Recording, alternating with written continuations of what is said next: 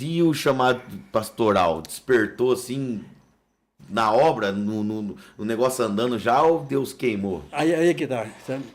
Deus queimou, porque eu, na realidade, eu não imaginava nunca pastorear uma igreja. Aham.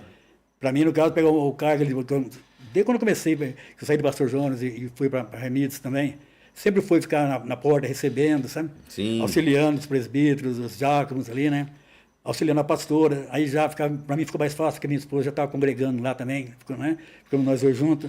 E quando foi para Ourinhos, que fui chamado para ser obreiro, para mim foi uma alegria muito grande, né?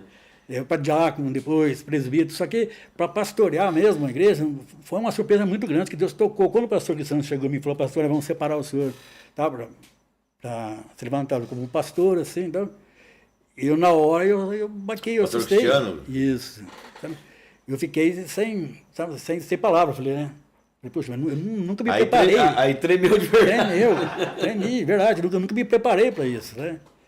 Mas só que Deus já tinha me preparado em certo ponto, porque tinha me levado lá em São Pedro, no bairro da Água Suja. Então, aí que eu ia falar pro senhor, porque querendo ou não, a Água Suja foi a escola do senhor ali. Foi a escola, porque assim, quando nós começamos lá, estava eu, o pastor Ramiro, né, o pastor Sueli, a minha esposa também, Ita, a gente ia lá fazer um trabalho na quadra, lá, né, que tem lá ainda. Ah, não tinha um salãozinho lá? Não, era uma quadra de futebol. Sabe? Sei. Daí a gente vinha embora, ficava normal o trabalho aqui, fazia uma vez por semana lá. Só que daí depois nós começamos a ir mais vezes, 2 vezes por semana. Aí o pastor Cristiano esse dia estava lá também, com nós lá, na quadra, e o pastor Ramiro falou, vai desocupar um balcãozinho aqui embaixo, né? E agora eles viram lá, Cristiano, vê se a gente aluga e tal. Daí nós descemos lá embaixo, ver o balcãozinho lá, e conversamos com o dono, que era uma mercearia, sabe? E o dono pegou e alugou para nós. Então nós começamos um trabalho lá. Mas daí o senhor era auxiliar deles? Eu era auxiliar. Mas já estava indo direto também. Toda vez que tinha um culto lá, que era 2 vezes por semana também, né? O senhor gostou do lugar ali, né? Gostei bastante. Né? E eu... Tive muita amizade. Não, pô, gostava do senhor lá, hein? Então, eu ia na quarta e no sábado. Aí chegou um ponto que o pastor Amiro pegou e falou, pastor, você vai ficar aqui tocando direto aqui? Que eu vou ficar mais em Santa Cruz, que eu vou, né, ajudar mais a pastora lá. E tem outras obras também que eu preciso mexer também. Então o senhor vai ficar lá, já conversei com o pastor Cristiano. O senhor vai tocando lá, qualquer coisa, o senhor dá um toque. Mas eu não era pastor ainda. Sabe? Daí a gente pegou e começou a trabalhar, fazendo as amizades, visitas, e foi crescendo. Naquele lugarzinho teve uma época, a gente tinha 40 pessoas dentro da igreja. Eu lembro, fui pregar lá. Depois aumentou mais o prédio, sabe? Aumentou mais ainda. O senhor revolucionou ali, rapaz. Então, na época da pandemia mesmo, tinha 5 igrejas. Tem ainda, acho que, se não me engano, evangélica. 5 tinha na época lá. Então, quase todos fechou na época da pandemia. E nós ficamos abertos.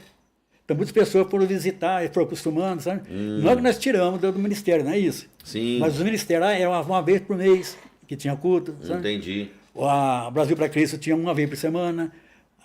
O Ministério Belém era uma vez por mês.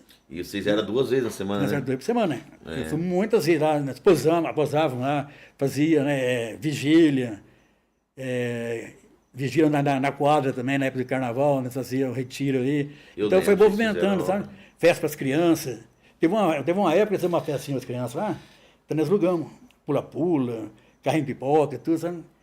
E quem foi ministrar lá era uma irmã lá de Salto Grande, se não me engano. Não lembro o nome dela agora. E preparamos tudo na igreja.